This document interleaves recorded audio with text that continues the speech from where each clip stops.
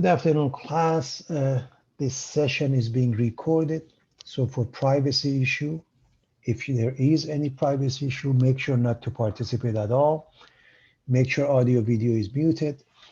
And there is nothing that you put on the chat.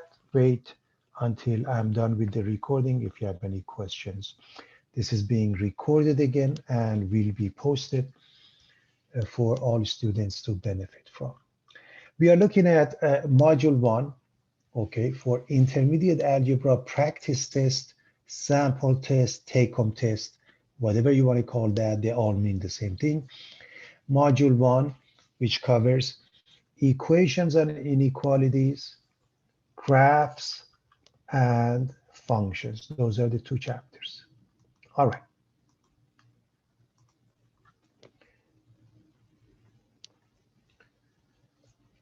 First, before we start, I want to remind you of a couple of things, okay? Because the questions start, and number one, I'm not going to necessarily do all the questions in the order that it was given to the students. Number two, I give you a short synopsis of what you're supposed to do, starting with what you can see here as the definition of a slope: rise over run, which really means the average rate of change of y with respect to x. So y sub 2 minus y sub 1 over x sub 2 minus x sub 1. Okay, so there are different ways of thinking about it, like delta y over delta x as well. Change in y over change in x. As I mentioned, the average rate of change of y with respect to x, okay? So that is the definition that you need to know and you need to be very comfortable with, okay?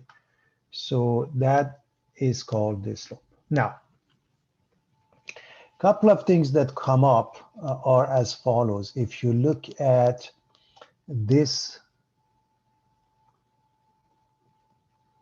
graph, this is your x-axis, this is your y-axis, okay? Generally speaking, a horizontal line, okay, such as y equals b has a slope 0, has a y-intercept 0b, okay? That's the idea.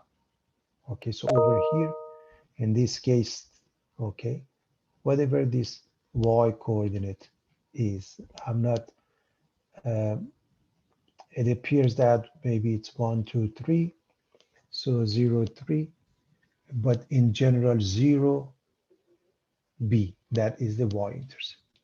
If you look at this line, the green one, everybody, the green one is a vertical line, in which case x equals a constant is an equation, slope is undefined, the x-intercept has a location a comma 0, as it appears this one is 2 comma 0, so that means x equals 2.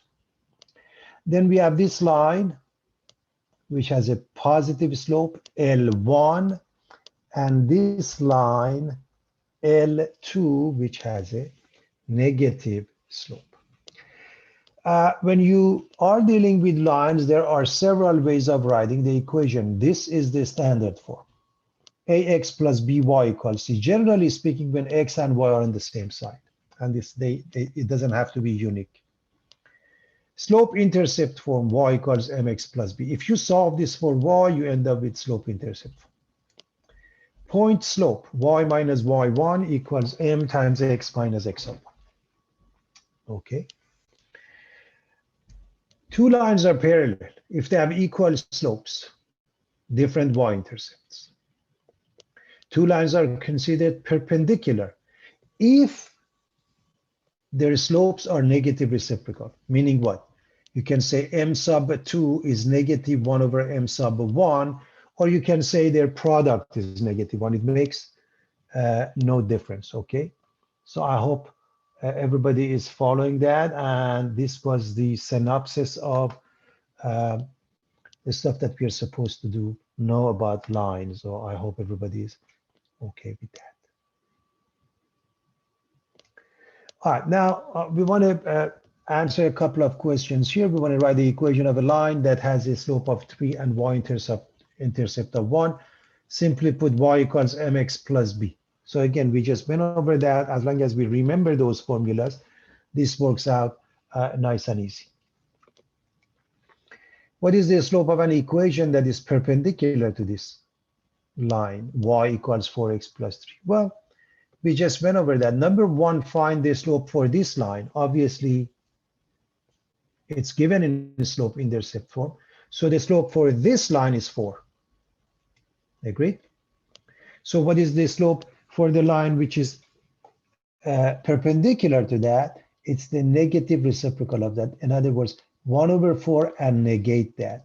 Okay, 1 over 4 and negate that. So negative 1/4, negative 1/4. We want to write the equation of a line that contains this pair, and it is a vertical line. We just went over the concept. A vertical line, x is a constant. Since x is 3, then the answer is x equals 3. Okay, we just went over that. A horizontal line, y is a constant with the slope being 0. By the way, slope is undefined for a vertical line. So the equation, as it was mentioned in the previous page, y equals k and slope is 0. So y equals whatever y we have here, which happen to be 2, and we are done. Okay.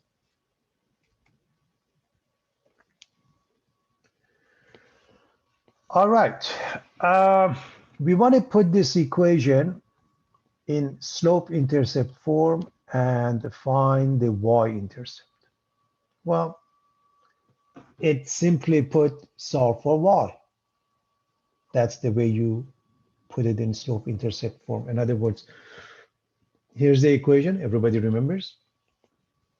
Y equals mx plus b. We want to put it in that format. So first and foremost, move the x. That means subtract x. Now all we have to do, divide both sides by 5. When we divide this side by 5, let's just write it underneath. This one divided by 5, this one divided by 5, this one divided by 5. The left side becomes y, and here's the right side. And that's your slope, negative, this is m, negative, m equals negative 1/5, okay? So we put that in that format. So let's just write that underneath. Let's just do that quickly. So we have, therefore, okay, to answer the whole thing, therefore the answer for the slope is negative 1/5. And the y-intercept is 0,1/5, okay? 0,1/5. I hope everybody is comfortable with that, okay? All right, let's go with the next question, okay? The next question is asking,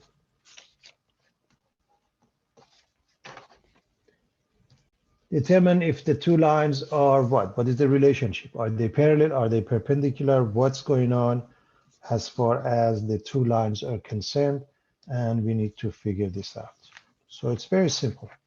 We're going to put everything in slope-intercept form and make a decision. So let's do that. Well,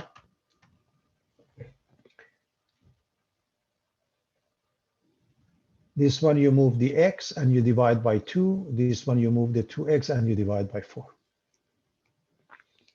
So x plus 2y equals 2. We are going to move the x, and now we're going to divide by 2. Everything gets divided by 2. So y is negative 1/2 x plus 2 over 2, which becomes 1. So you're dividing by 2. Okay, everybody, let's just impact, and you can even write it in this fashion. This is divided by 2, this is divided by 2, this is divided by 2, okay? And therefore, the slope becomes negative 1/2. We are going to do the same thing with the second line. We are going to First, move the 2x, becomes minus, divide everything by 4. And so as you can see, the slope here and the slope here are identical. Their y-intercept, by the way, are different. So what does it mean? The two lines are parallel. So they have identical slopes and different y-intercepts. Because of that, we say they are parallel. Okay. I'm going to stop my video because sometimes it, your screen gets blurry when I continue on with the video. Okay. All right. Let's just move on. We are given a couple of pairs, 2, 4, negative 4, 8. And really the bottom line is we want to come up with the equation of a line and graph. But let's go step by step. The very first step is asking for the slope. Even if they didn't, that would be the slope. That would be the step we take. So let's use the formula and find the slope. So always write the formulas. Y sub 2 minus y sub 1, m equals y sub 2 minus y sub 1 over x sub 2 minus x sub 1. Okay.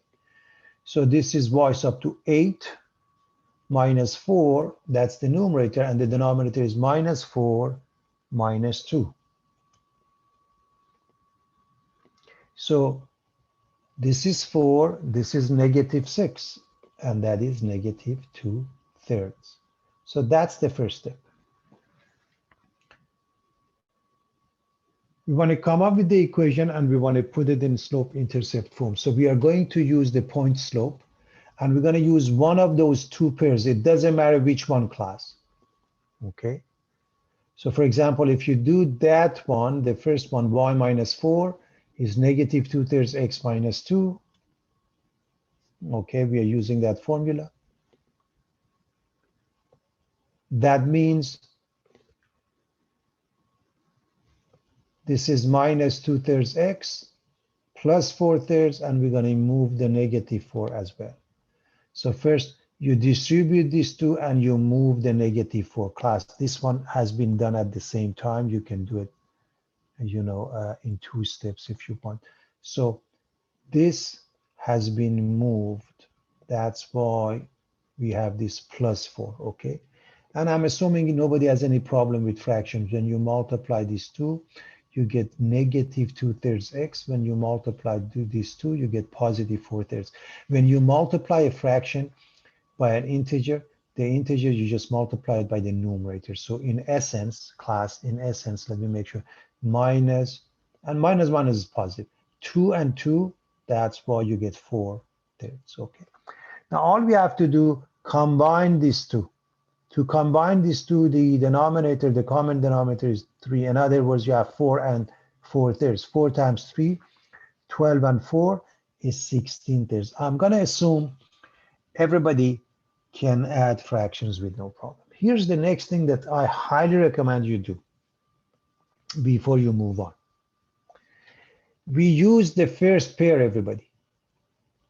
We didn't use the second pair. Use the second pair to check your work. I'm going to check it and I'm going to show you quickly. So use the second pair and check. So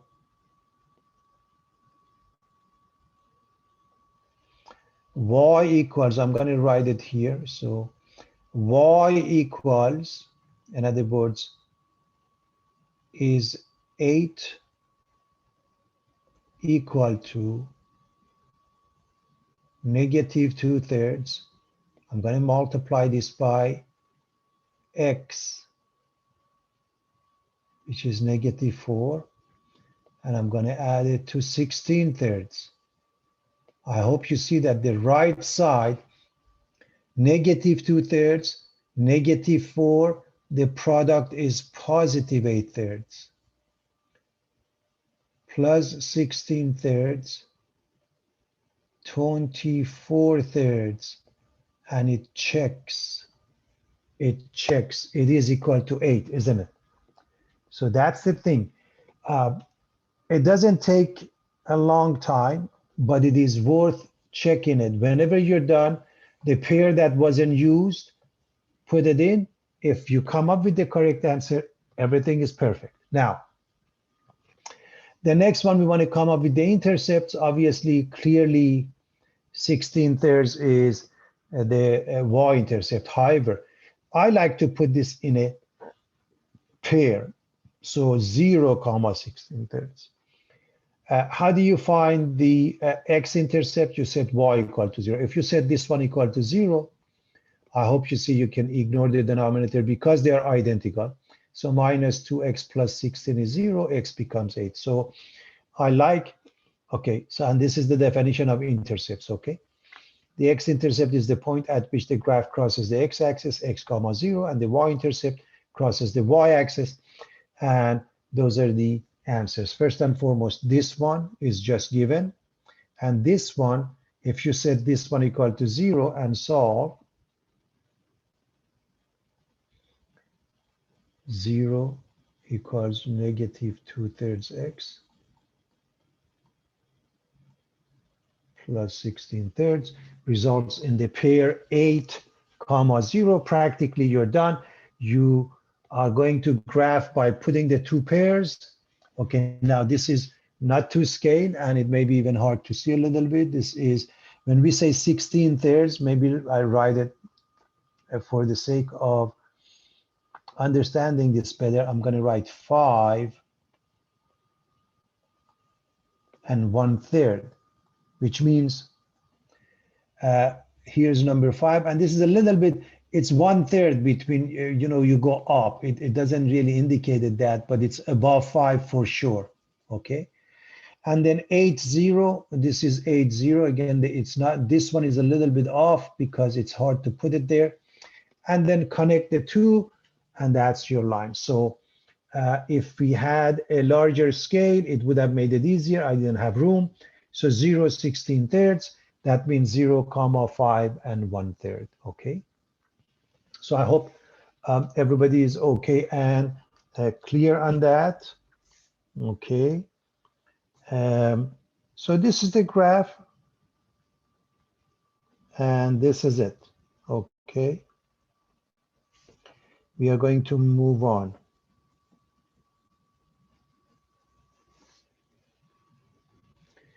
All right, now we have the following situation. We are asked to graph x equals negative 2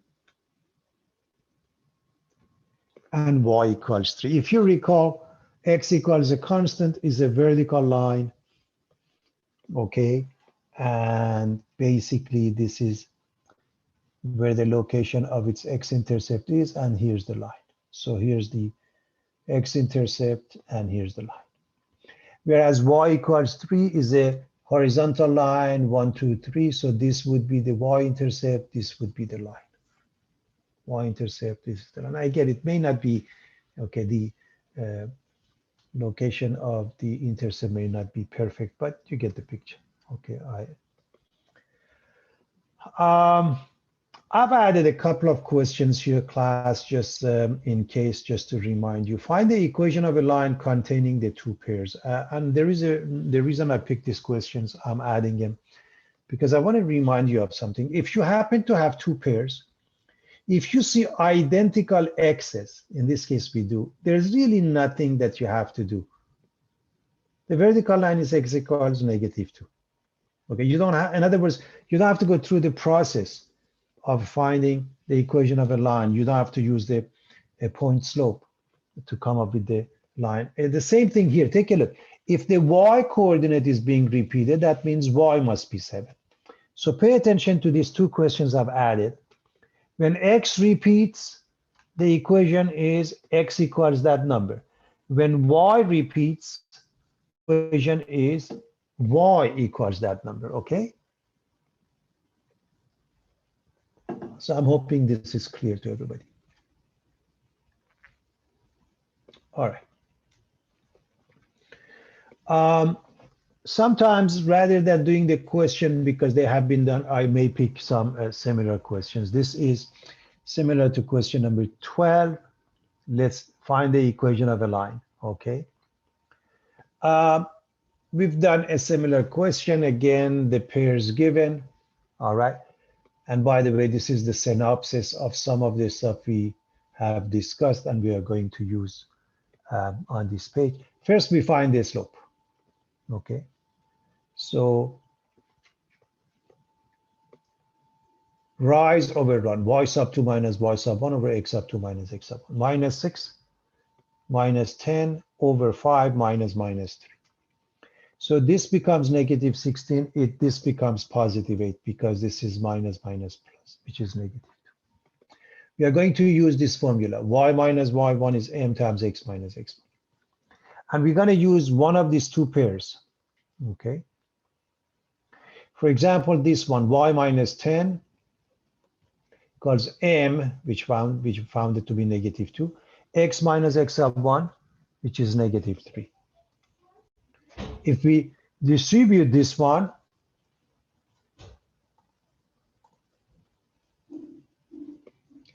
we get minus 2x minus 6.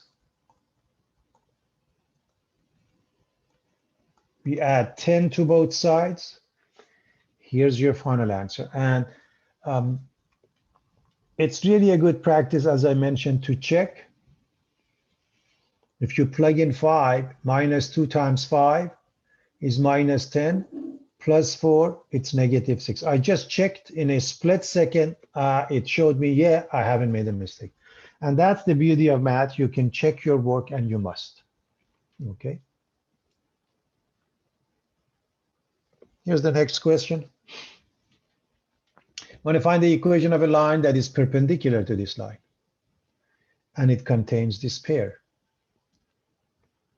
Okay, I've seen this question before, a similar question. So obviously you got to solve for y, which means you are going to divide everything by number 3. And the slope becomes 1/3. This is the slope of a line which is parallel to this. Okay. But we want the slope that is perpendicular to that. So it's the negative reciprocal of this, which is negative 1. Now 1/3 becomes negative. The reciprocal of this is 3, so negative 3. Now the rest is history. Just use this formula, point slope, and use the pair.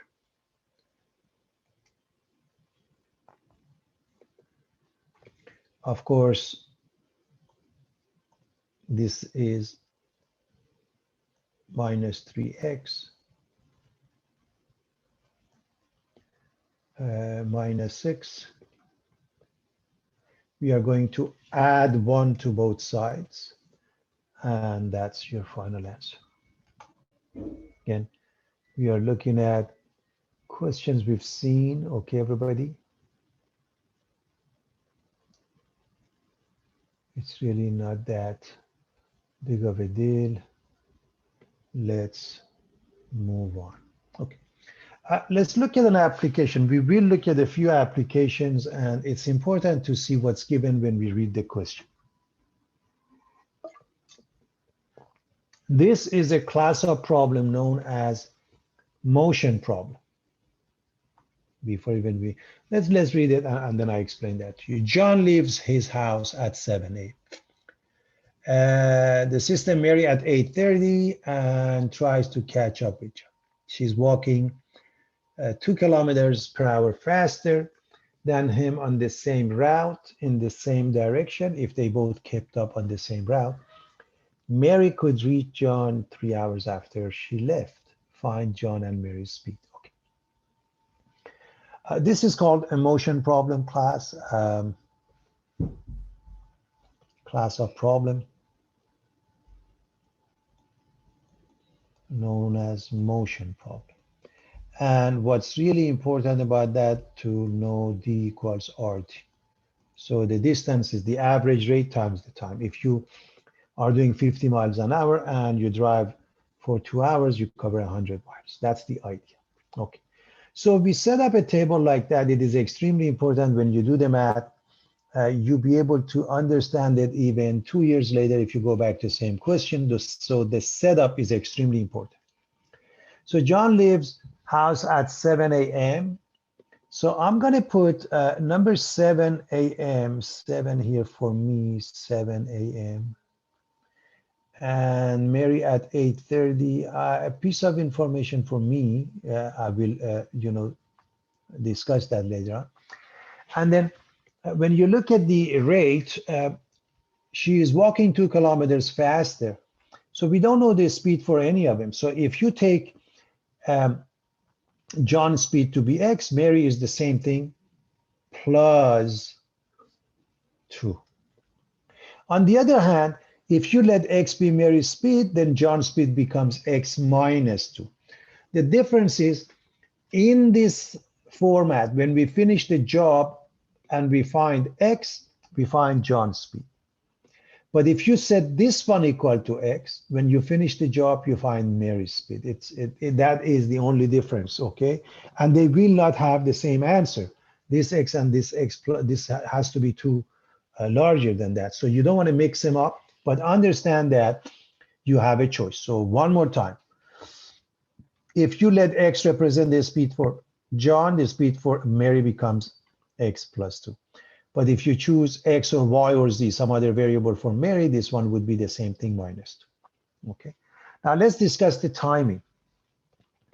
Okay. So it takes 3 hours for Mary to get, reach out. So it takes 3 hours for Mary. So if it takes 3 hours for Mary and Mary left at 8:30, then John has been walking for 3 hours plus the difference between these two times, 7 a.m. to 8:30, 1.5 hours longer, John has been walking. That's why 3 plus 1.5, where the 1.5 comes from, that's why I wrote that piece of information. Okay, class? And so now the distance is the product of these two and these two. So this is obviously 4.5. So 4.5x, and this one is 3 times x plus 2. And practically you're done. If you have this setup, I can't imagine not being able to finish because the two must be identical, the distance. So set them equal. And this is a very simple algebraic technique to finish. This is 3x plus 6. Subtract 3x from the left side, you get 1.5x. We are going to divide both sides by 1.5 and x becomes 4. And because it is an application, you want to write the units, kilometers per hour. So what is x? The speed of John is 4 kilometers per hour. What about for Mary? The same thing, plus 2. So we're going to add 2 for Mary. So John, 4 kilometers per hour.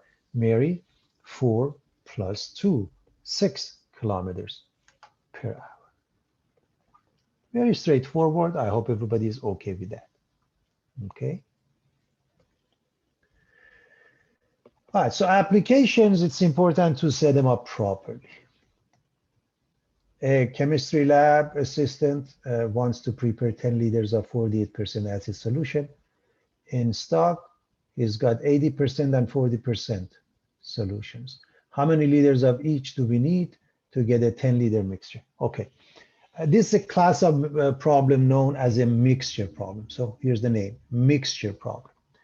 And so in a mixture problem, the total volume, okay, is constant. So it's important to write this accordingly. So take a look at what we write, okay? Well, we have the type of solution, 80%, 40%, and a mixture. When we say 80%, we mean 80% or 0.8. 40%, we mean 40% or 0.4. With the mixture, we were told we need 48%. So you can write 48% or 0.48. The volume for the mixture is 10. So this is something you should be able to come up with that. This is the main one. This is the main one. And of course, what is this last one? Pure amount or actual amount of acid. Because if something is 80%, that means 80% is acid, the rest is not. What is the rest? Normally it's water. Okay. So how many liters of each do we need? I don't know. How about start with this one? How many liters for the first one? I don't know. How about X? So we need X amount here. How much do we need here? This is the reason it's called a mixture problem. Look at the volume. They must add up. The volume is fixed. You have a total of 10 no matter what. That means I'm making this up. If this is 1 liter, this must be 9. If this is 2, this is 8. If this is 3, this is 7. They must add up to 10. Because they must add up to 10, how do you find the missing one you subtracted from 10? So this is 10 minus X. Now, a common mistake, students write X minus 10 and it will be completely wrong. Understand how to avoid that. Add these two, it gives you 10. If you write X minus 10 and add them up, it won't. So what is this column? This is the pure amount. The pure amount is fixed, you cannot change it. The 80% acid, how much is the pure amount? 0.8 times X. What about the 40%? 0.4 times 10 minus X. What about the 48%? 0.48 times 10. So that's how we arrive at the last column. And aren't we mixing these two? Because we are mixing the first and the second to get to the mixture, then we add these two to get the mixture. By the way, later on, we do the same thing with the system of equation. Instead of 10 minus X, we call it Y, and it works the same way. So this one is 0.8X. This one is 0.4 times 10 minus X. They add up to these two. We know the product is 4.8. The rest is very simple. By the way, if you have problem with decimals, you can multiply both sides by 10, in some instances by 100, or you name it. It's not a big deal. All right, we are going to keep this, and then we're going to distribute the 0.4. This gives us 4, and this gives us minus 0.4x. Now I want to do everything in one shot. So I'm going to combine these two, everybody. And I get positive 0.4x. I'm going to subtract 4, and I get 0.8 on the right. And I'm going to divide by 0.4.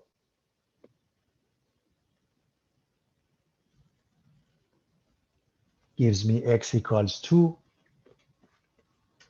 And I'm done. So I have 2 liters of what? 80%, the rest, 10 minus 2, 8 liters of 40% solution. Very straightforward, everybody.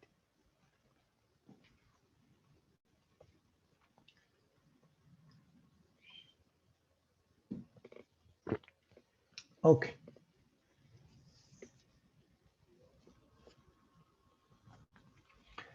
I'm assuming everybody's comfortable with this equation. These are elementary algebra. We've seen it. So let's just distribute here again. 4 minus 3x plus 8. That's the left side. Okay. If you combine 4 and 8, you get 12. If you combine x and 3x, you get 4x. You divide by 4, you have the answer.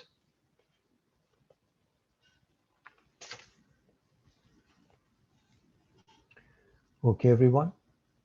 Again, I think it's pretty straightforward. We are going to distribute. We get 3x minus 15. The right side x doesn't change. Plus, we're going to distribute the 4. We get plus 8x minus 4. These two combine into 9x. Now I'm going to show you how you can do this in one shot. Bring the 3x over and make it minus 3x. Bring the negative 4 here and make it positive 4. So the left side is -11 and the right side is 6x. Again, as an intermediate algebra student, you should be able to do this with no problem, okay? And you're done, divide by 6, okay? Very simple.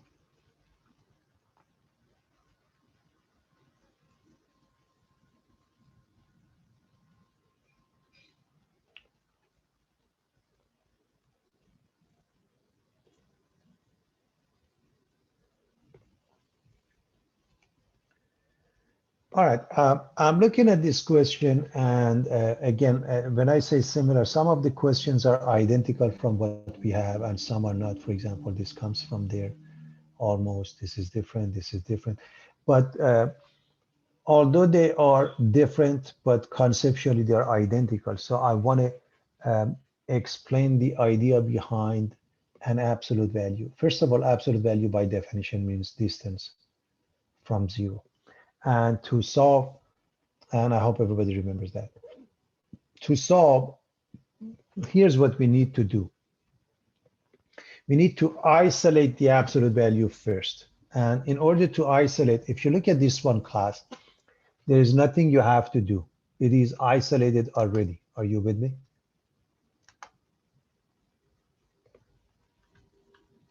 So this one is isolated.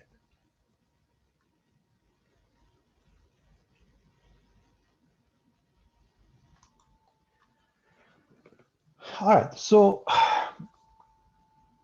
the first step is to isolate. This one we don't have to isolate. So what are the steps involved? Okay, isolate the absolute value equation so that we have absolute value of x plus b equals c.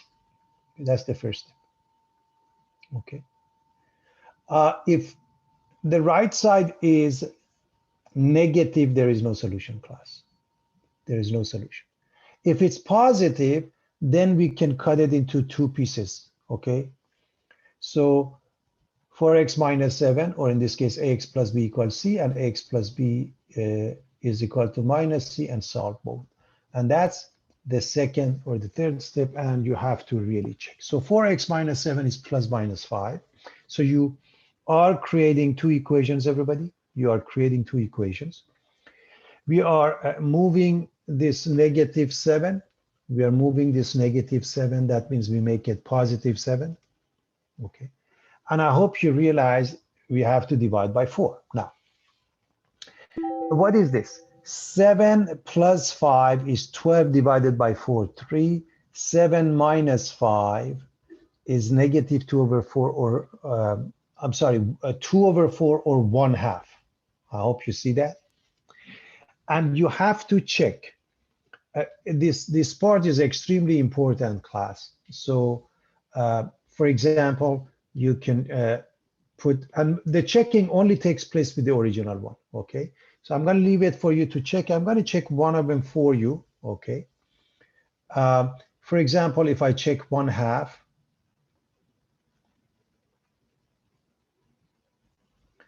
I'm going to write absolute value of 4 times 1/2 minus 7. It's equal to, so this is 2 minus 7. It's equal to the absolute value of negative 5, which is equal to 5, and it checks. So I hope you see that you have to check your work. Okay. The second one works out the same way. Okay, you make up two equations. One is that x minus 5 is equal, you drop the absolute value. The other one is that one side is the negative of the other. So one is to drop the absolute value, and the other one is that drop the absolute value and put a negative sign in front of one side. Which side makes no difference. Okay. For a case like this, we can do it in one shot. Move the x to the other side, everybody, meaning, okay, so this one we're going to make it minus x here, and this one we are going to make it minus 8, or we can take it to the other side. Either way makes no difference. Minus x equals 8, or minus 8 equals x. Either way, x becomes -8. Left or right makes no difference. Okay. In this case, the right side is the second one. The right side is -2x minus 3, everybody. Okay.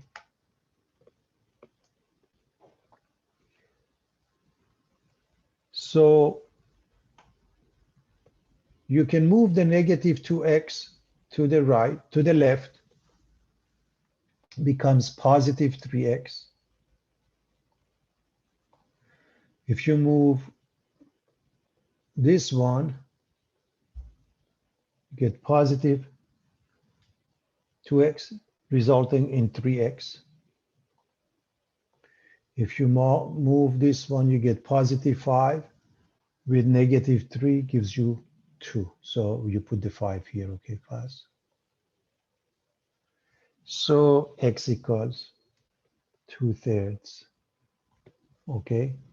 I think, again, it's pretty straightforward.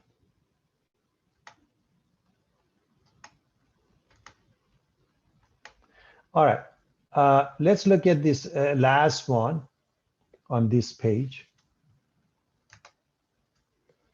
We are going to move the positive one first and foremost. So we are going to subtract it from both sides. And now 2x minus 5 is plus minus 2.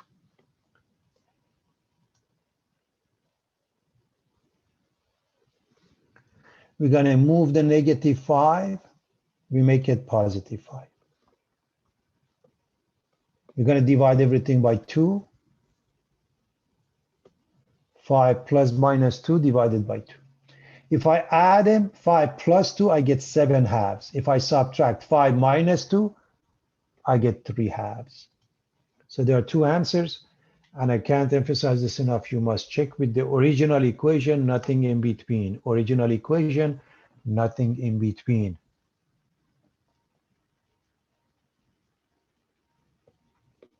Okay.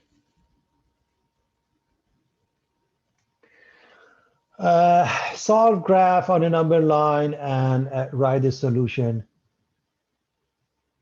in interval format. Okay. Well, basically simplify by distributing the 2. You get 2x minus 4. And these 2 add up to -8. Now we are going to move the 2x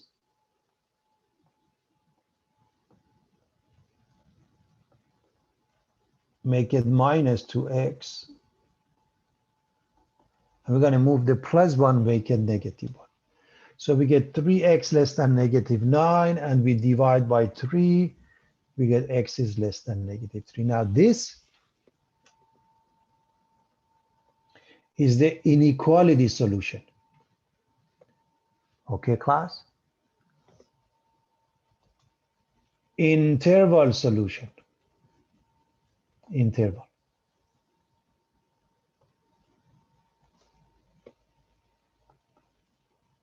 Let's just do this. Interval solution. And now graph on a number line. X is less than -3. So locate -3, and you have two choices for -3. You can put a parenthesis or you can put a hole and then shade it because it's less than -3 to the left of that. So you have a choice, either like that, class, or you can do this. You can put a hole. I don't want to, you can put a hole there and go this way. Okay. A hole means open. Parentheses means open. When it comes to negative or positive infinity, it's always open. Okay. But the endpoint -3, it depends. Again, we are going back and forth. So this is where you shade.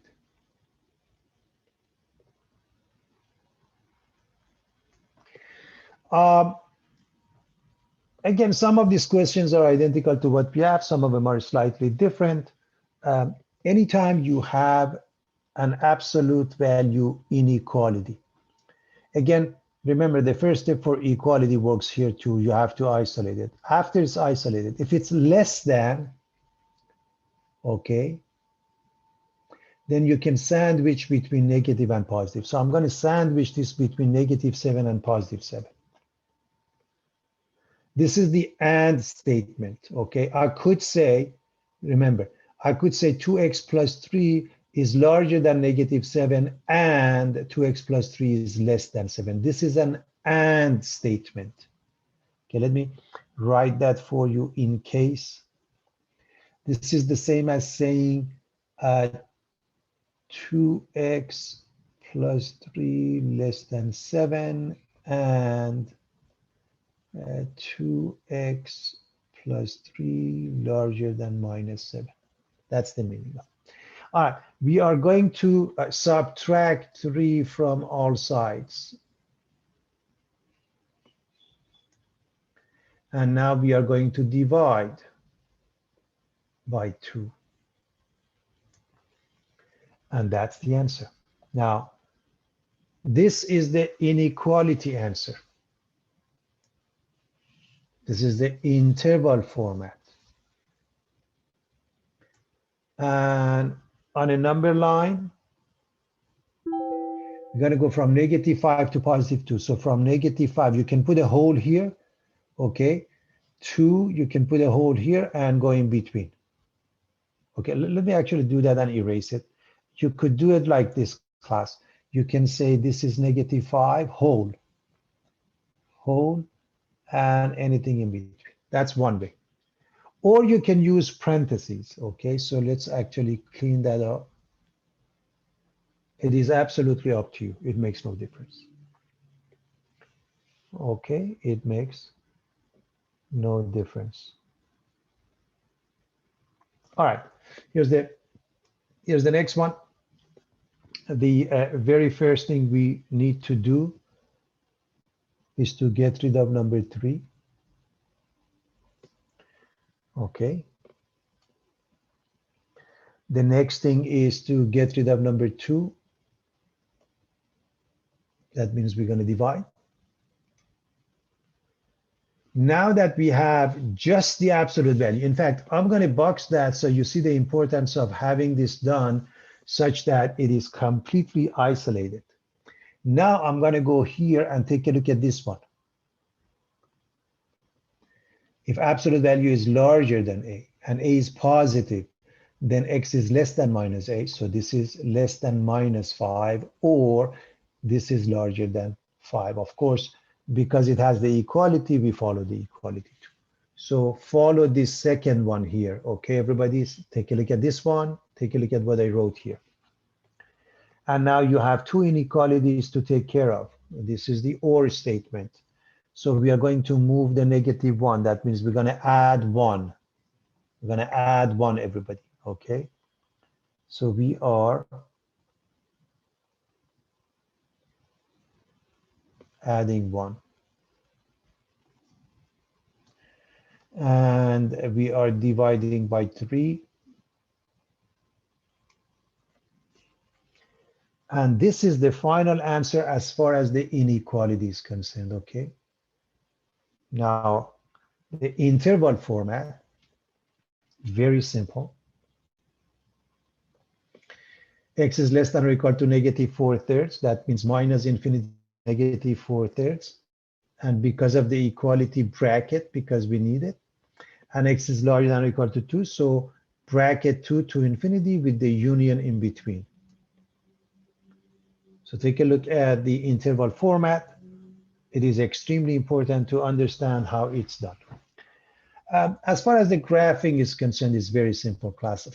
Locate -4/3, which is -1 and 1/3. Okay, somewhere here you have a bracket, or you have a solid dot to the left, and find 2 solid dot or bracket to the right.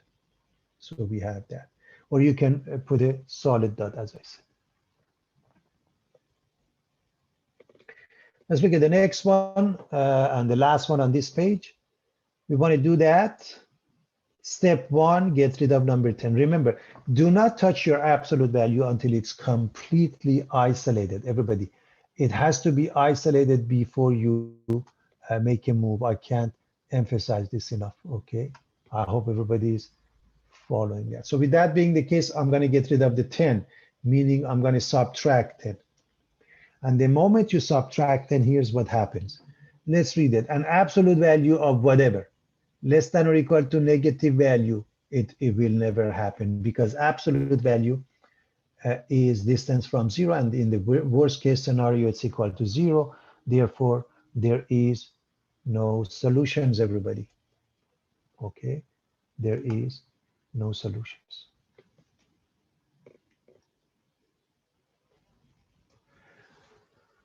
All right, let's look at another application which ultimately is also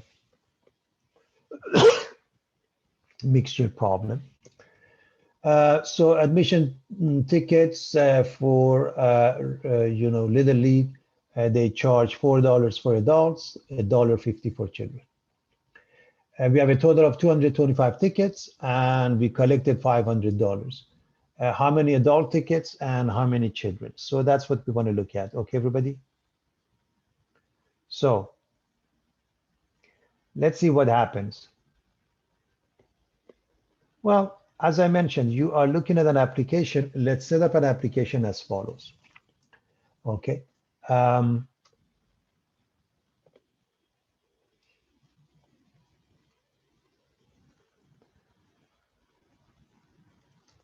Here's what we are looking at. The ticket cost is $4.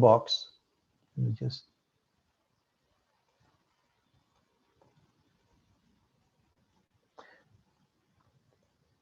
For adults, $1.50 for children. And we have the number here, which means the total is 225, and the total amount, we have total dollar amount of 500.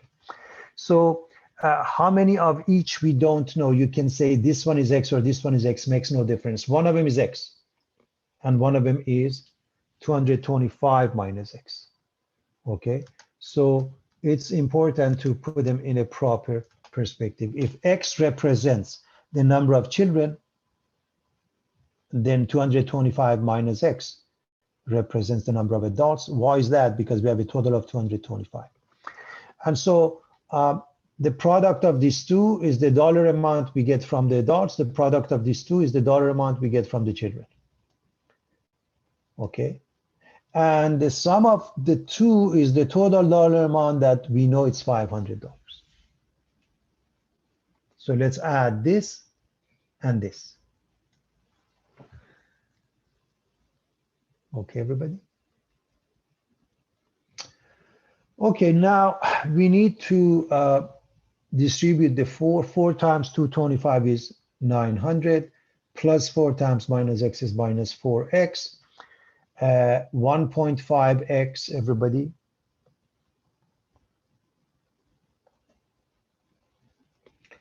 And negative 4X, they add up to negative 2.5X. We are going to subtract 900 and we get negative 400. We divide both sides.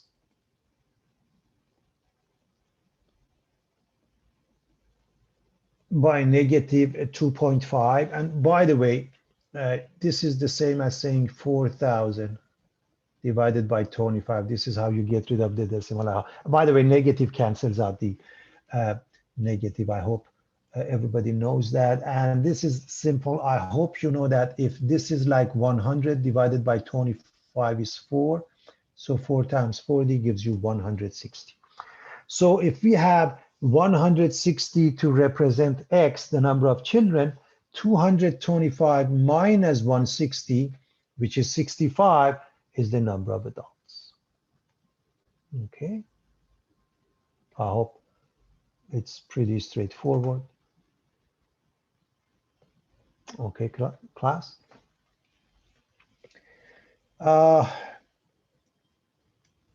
We have a question similar to number 16, slightly different. I thought it would be interesting to look at it from a different perspective. How many liters of a solution that contains 15% chemicals must be mixed with 6 liters of solution containing 10% chemicals to make 10 liters of solution containing 12% chemicals? So let's write them in the following manner. So let me get my laser.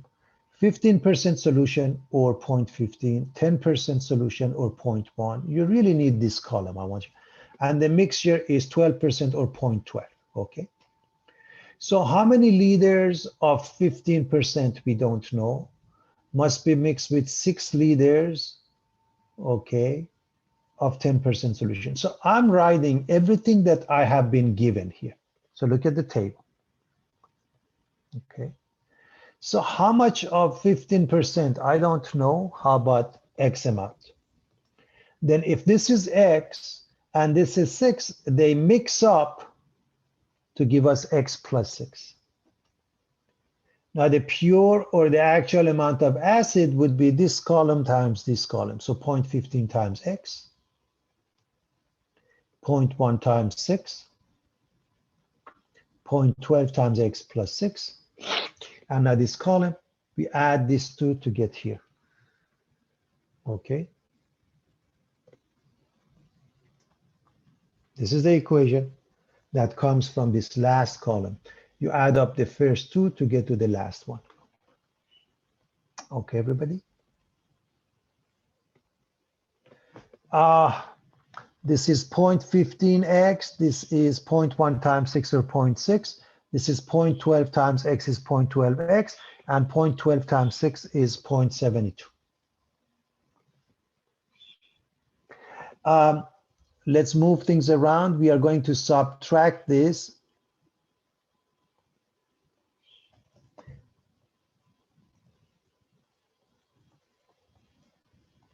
Which gives us 0.03x. We are going to subtract this, which gives us 0.12.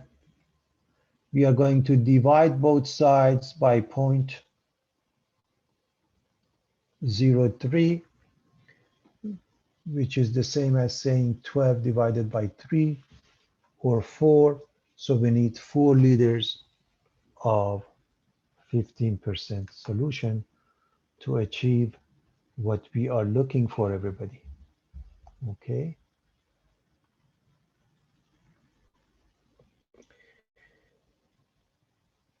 Here's the next problem, also a motion problem.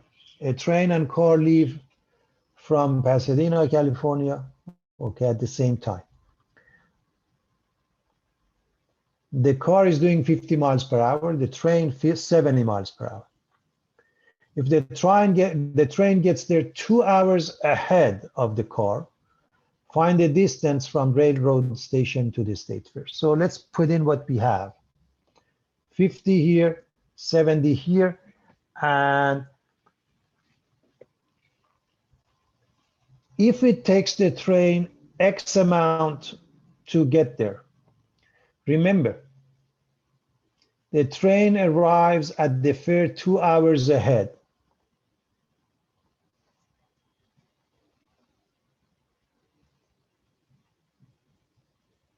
What does it mean?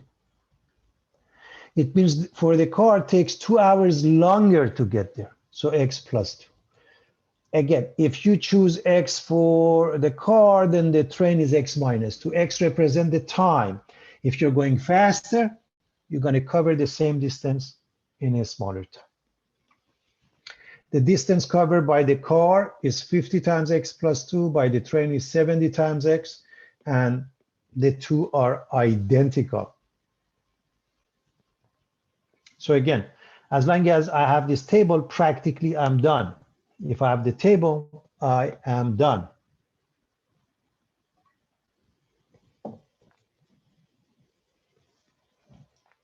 Because when I set these two equal, it's a very simple equation. This is 70x, this is 50x plus 50 times 2, which is 100. I'm going to subtract 50x and I get 20x equals 100. divide by 20, and X is 5 hours. What does it mean? The time for the train is 5, for the car is 7. But what is it that they're asking? Okay, let's just highlight that again. They want the distance. So we are not done. What is the distance? You can say 70 times X. So 70 times 5. Okay. Or what is X plus 2? 7. 7 times 50. In fact, I highly recommend you do both. Make sure they are identical because that's how you check your work. So the question was about the distance. So when you have this, it's important to write the unit so you know if you have answered it or not. So we did answer the timing here, but the distance was not done and we just finished it.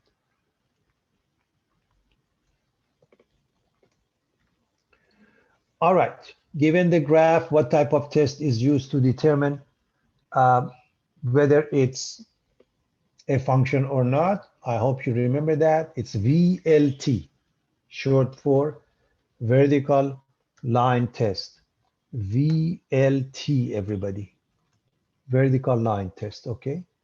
We use a vertical line test. Okay. Now let's discuss the next question, and to do that, let's remind everybody of what we have learned as far as algebra of functions or operations on functions. The sum function f plus g, that means f of x plus g of x. F minus g means f of x minus g of x. F g of x means f of x times g of x. F over g means f of x divided by g of x where the denominator can't be 0. And so we want f plus g of x, just add them up. Just add them up, class. Okay, it's a very simple algebraic technique. And I like to put this in descending order. So 2x squared is by itself. I'm going to combine the 3x and minus 5x into negative 2x. And I'm going to combine the 5 and 1 into 6. And I'm done. So it's a good practice to put this in descending order. Do you have to? No, but it makes it more manageable when you do that, everybody. It makes it definitely more manageable, and I highly recommend you stick with that, okay? All right, let's do the next one. We are asked to come up with fg of 2.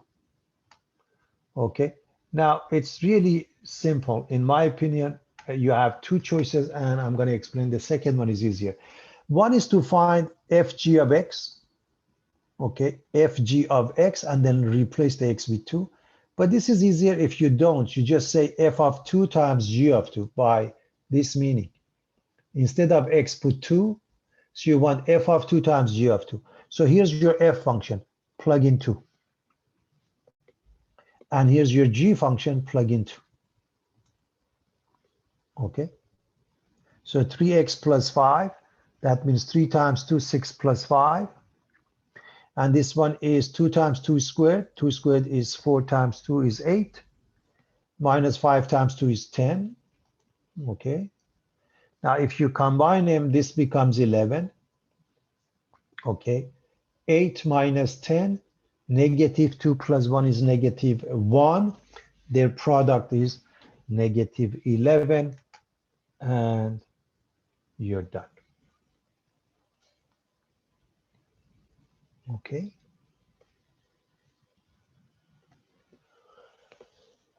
We want to graph the solution to the inequality and indicate the boundary line and a test point. There are two different ways of approaching this. I like this approach better, but if you've learned a different approach, you want to stick with that. As long as you have a justification, it's fine. So you graph a linear inequality, okay, class? You want to know how it's done, okay? So you consider the graph of the function, for example, x plus y equals 3. This is a little lesson that I had it in my PowerPoint, okay? It's the same lesson I want to, discuss, okay? So you basically graph the line, and the line cuts it into 2 half planes. So this is the line, and it cuts it into two half planes. If you look at this part above that, it's x plus y larger than 3, and this is the other half plane less than 3, and this is precisely x plus y equals 3. Therefore, if you have the equality, the line is solid. If you don't have the equality, you can draw the line and then dashed. It's not included. Okay. One idea, if you have it in that format, you can stick with that. But remember the way this one works, really, it happened to work out in this manner. The best course of action, you have to solve for y to know how that works out in this case. If you want to go with this methodology, you really have to go with y is larger than, let's say, minus x plus 3, and this one, y is less than minus x plus 3. So if you solve it for y, the above is the larger and the below is the smaller. I rather go with the test point because I don't want to take a chance. So the other reason is I've seen students sometimes solving for y and not being able to finish the job. So I would never go that route. Instead, I'm going to go with the boundary line without making any changes. The boundary line is changing this inequality to equality and picking up two pairs. I'm assuming everybody can see that if x is 0, that means just cover that, y becomes negative 2. If y is 0, cover that, x becomes 4. So I have two pairs. And I'm going to graph the two pairs and the line. Again, this is a line, this is the boundary line, okay? Which side is the solution? I don't know, okay? I pick up a test point, and the best choice would be 0, 0 if it's not included, class, in the line, okay? I would definitely pick 0, 0 and test it. So if you plug in 0, 0 is larger than 4, it's false. So this is false. That means that's not a solution. If this is not a solution, the whole side is out. It's not a solution. You shade the opposite side. However, you really need to know that this is dashed line. If you have a hard time seeing, the reason it's dashed, you want to go back. Okay, you want to go back here. If you have the equality solid line, since we don't have an equality, you make sure it's dashed line. So if it's hard to see, I make a dash line. Okay, everybody? So it's dash line because I don't see any equality. Very straightforward. So the best course of action, stick with the test point. All right, let's look at a couple more examples. We are solving and graphing using the AND statement. So let's subtract the 5 here, and let's add the 9 here. So when you subtract the 5, you get x less than or equal to 3. When you add the 9, you get 2x larger than 2. So this is good, and this one you're going to divide by 2. Okay. Now that we have that, I like to combine them in the following manner. I think it makes it a lot easier if you follow. If you can combine in this fashion, it has a solution. Otherwise, it doesn't. Okay. So x is sandwich. When you have an AND statement, is it sandwich between the two? Take a look. X is larger than 1, yes. And x is less than or equal to 3. Basically, it goes from 1 to 3. 1 is not included, 3 is included. So take a look. Parentheses, 1 is not included, 3 is included. And see, we have a hole here. We have a solid point, and then in between, everything is included. Now, again, you could use a parenthesis here and bracket here. I'm showing you a slightly different because I want you to be exposed to both kinds. Okay. How about this one again? When we have one variable, we mean a number line. Okay, class. So let's distribute. We get 2y minus 6 less than 4y minus 10. And this one, y is less than, we're going to subtract the 4. 3 minus 4 is negative 1. I'm going to move the 4y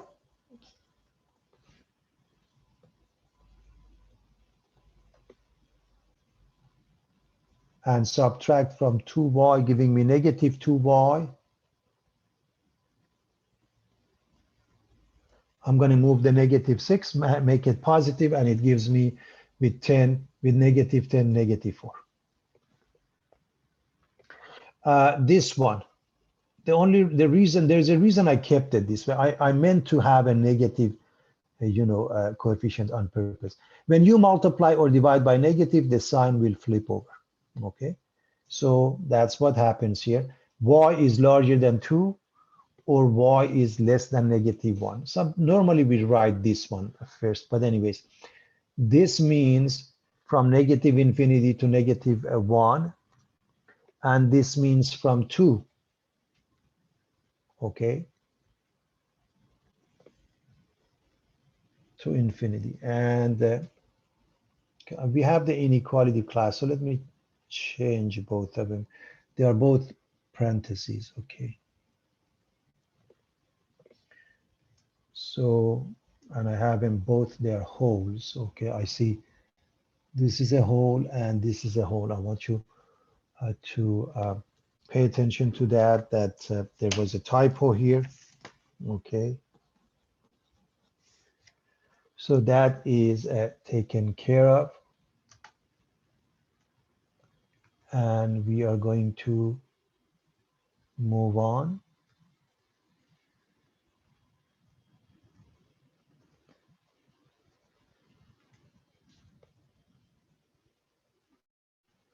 All right.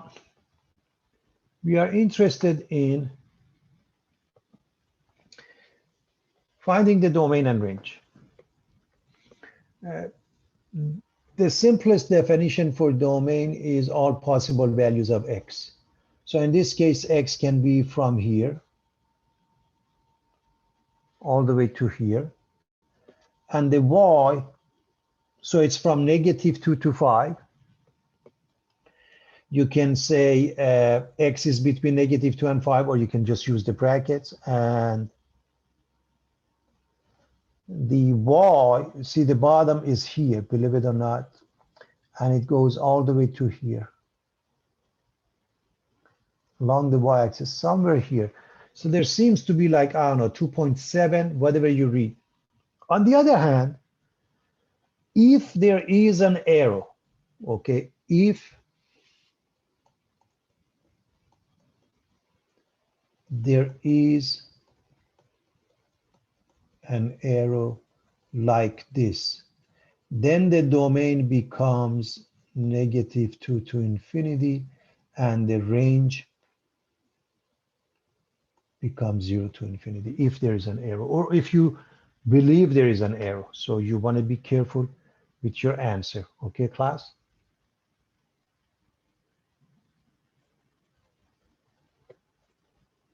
All right, let's look at the next one.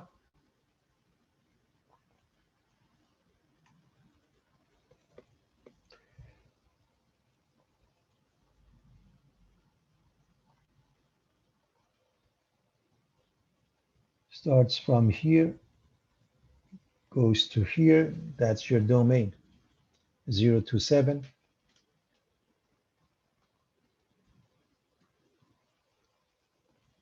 The range from here to here. Okay.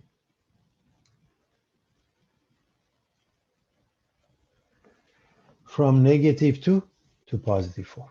And again, you don't have to write both ways. Class, you don't have to write this is the domain and then X is between the two. But I'm writing it because I want to make sure everybody understands domain refers to all possible values of X and range refers to all possible values of Y. Okay, let's move on.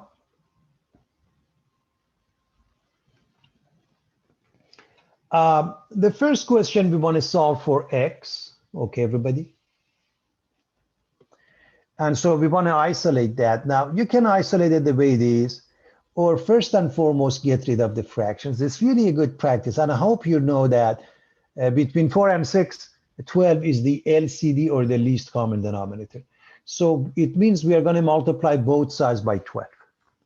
Now, if I multiply this one by 12, 12 cancels out the 6, gives me 2 times 5, 10y. 12 cancels out the 4, 3 times 3, 9x equals 4 times 12 is 48. I hope you can go from here to here having no problem whatsoever with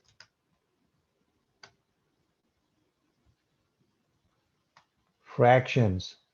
Fractions. I hope nobody has any problem with fractions, okay, class? It's extremely important to be comfortable with fractions. Okay. All right. Let's look at the next step, which is very straightforward and simple. Simply put, move the 10y, divide by 9. If you left it as that, it's absolutely perfect, just for the sake of argument, because I've seen sometimes students making a mistake. I want to explain something to you, and that is the following. If you want to simplify, you cannot simplify this too, because if you're simplifying, you have to simplify everything with 9, and this doesn't simplify. If you want to simplify, please understand, and again, you don't have to write it this way. Please understand, this is the same as writing x equals negative 10y over 9 plus 48 over 9. Now this can be simplified because both of them are divisible by 3. Only this one becomes 16/3. So that's something I want you to be careful of. Here's the next one. We are supposed to solve for P.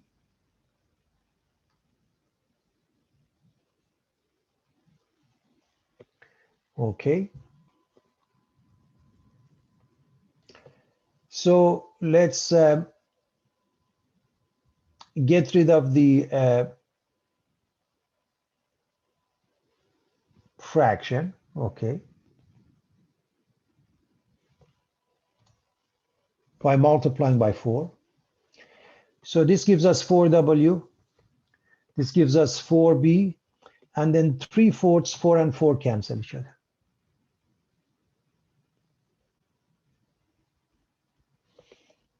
Okay.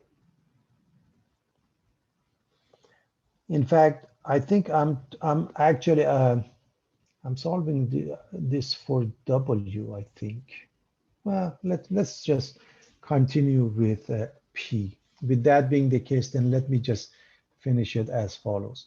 I want to solve for p, so I'm going to move the 4b.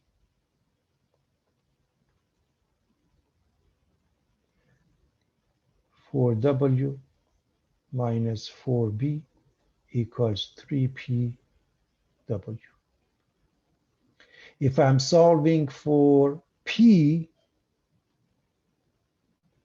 I'm going to divide both sides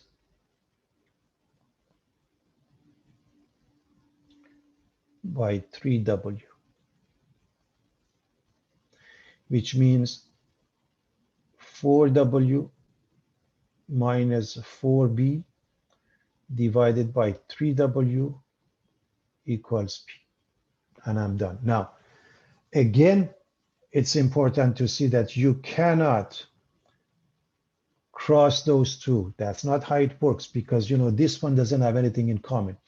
What you can do is this. You could say, and I'm going to continue in case if anybody is interested, another way of writing it, you could say 4W over 3W minus 4B over 3W equals P. And the first part, this will change to 4/3